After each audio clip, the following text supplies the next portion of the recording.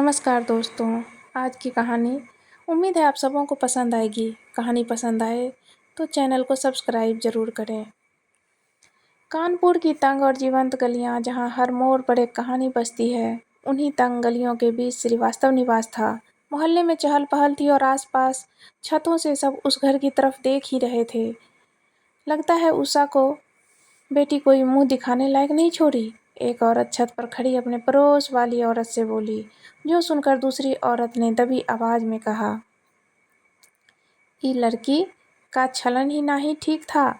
एक तो जवान नहीं लगाम लगाती, जाने कहाँ क्या कराई है।"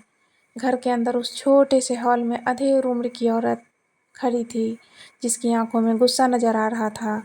वो अपनी बेटी को देखकर एकदम गुस्से में नजर आ रही थी। उसके ही ठीक सामने 23 साल की लड़की खड़ी थी, जिसका मुंह नीचे झुका हुआ था। उसकी गोरी दुधिया रंग नजर आ रहा था और उसकी हल्की सुनहरी आंखों में आंसू चमक रहे थे। उनके पास ही खड़ी दूसरी औरत सीमा जी अब बोली, "क्या जिज्जी, ऐसी जवान लड़की पर हाथ छोड़ रही हो? लोगों का तो काम है कहना, छोड़ो।" वहीं उसी की हमउम्र लड़की थी जो तुरंत बोली, "और नहीं तो क्या, बुआ परिणति ने गलत थोड़ी किया। वो लड़का इसलिए पीछे तक आ गया क्योंकि उसने कॉलेज में उसे।" तभी उसकी माँ सीमा जी उसे आंख दिखाई तो वो चुप हो गई। उषा जी बेटी को घूर कर एकदम गुस्से से बोली, "इज्जत ही तो है हमारे पास, सब संभाल रहे हैं अकेले, पर इको का। जिज्जी छोड़ो ना, लोग तो ऐसे ही बात बनाते हैं, जीना हराम कर देते हैं सब। आधी उम्र निकाल दिए विधवा होकर, और इसके चलते अब लोग मजाक बना रहे हैं। बड़ा शौक रहा नौकरी करने का, अब क्या करेंगे, कोई मुंह नहीं खोलने देगा।" वो अब भी लोगों की परवाह करती हुई बोली। वो लड़की अब तुरंत बोली, "हमने क्या गलत कर दिया? वो बेमतलब में पीछे पड़ा था, मार दिए चमाट तो अब आ गया घर तक, इसमें हम क्या करें?" सीमा जी ने आंख दिखाई, वो चुप हो गई। उषा जी फिर से सर पकड़कर बोली, "लो और बोलो, तुम भौजाई, इसकी जवान से परेशान हैं हम सबको बोल दिए बेमतलब पीछे पड़ा था, मगर लोग नहीं समझते हैं। जबरदस्ती भी होता है तो कहते हैं छलन ना ही ठीक था। अच्छा छोड़ो जिज्जी, आपके भैये को बोल देते हैं, हम परिणति को अपने साथ उदयपुर लेकर चले जाएंगे।" सीमा जी ने कहा, जो सुनते ही परिणति चौंकी। "नहीं मामी, हम क्यों जाएं? चुप करो तुम," सीमा जी ने डांट दिया। आंखें दबाई उनकी बेटी जीवा एकदम खुश हो गई। परिणति अपनी माँ की तरफ देखने लगी।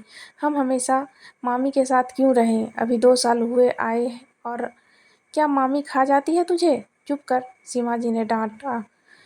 वो कुछ बोल नहीं पाई, मगर उस शहर के नाम से ही उसके चेहरे अजीब से भाव आने लगे। खूबसूरत मौसम के साथ आसमान में बादल नजर आ रहे थे।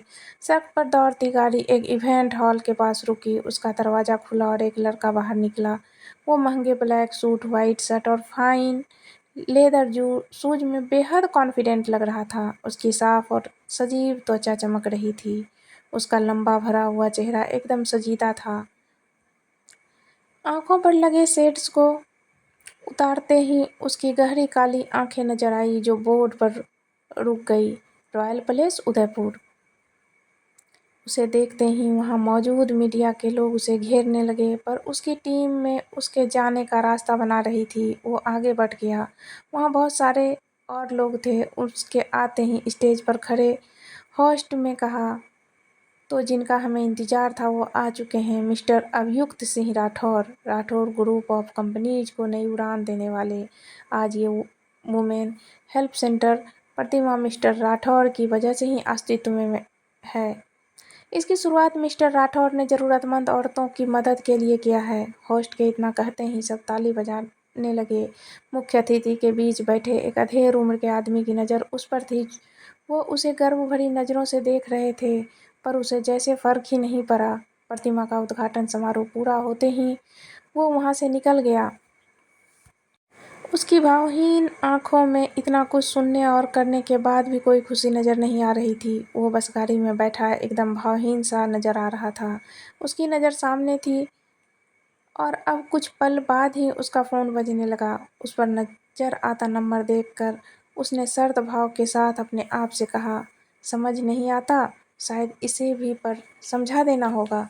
अभियुक्त सिंह राठौर की ज़िंदगी में अब जो भी होता है उसकी मर्जी से होता है। ऐसा कहते ही हुए उसकी आंखों में एक अजीब सा भाव था। ये गुस्सा था या कुछ और, इसे समझ पाना बेहद मुश्किल था। सीमा जी ने जाने की बात कह दी थी। परिणति का सामान भी पैक था और जीवा तो अब एकदम आराम से सो रही थी, मगर उसकी आंखों में नींद नहीं थी।